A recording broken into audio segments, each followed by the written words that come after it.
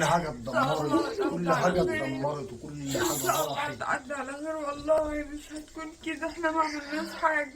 خراب البيوت وعلى وقف الحال اللي انتوا وصلتوني ليه.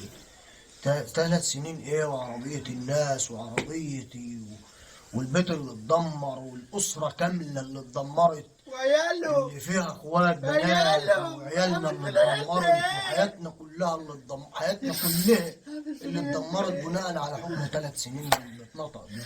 الحكم اللي اتنطق ده دمر حياتنا، دمر. اعمل ايه يا ولاد؟ اعمل ايه يا ولاد؟ لما يالي واحد بيهم ولا اعمل ايه يا ولاد؟ اعمل ايه؟ اعمل ايه يا ولاد؟ ان شاء الله باستئناف يا حاجه ان شاء الله، وربنا يبقى راضي ان شاء الله.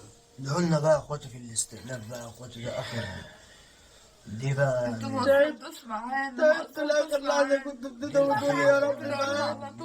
اللي صايم كان بيدعي، واللي مصلي بيدعي، واللي قاعد بيدعي، واللي قاعد يا حبيبي يا بابا، اللي قاعد كان يدعي. يا ده حبيبي، لسه الاستئناف بقى يا ده اخواتي، حبيبي. نعرض في الحكم المرة دي كده يا رب، يا رب يا نفسي رب يا افرحكم رب. يا حبيبي.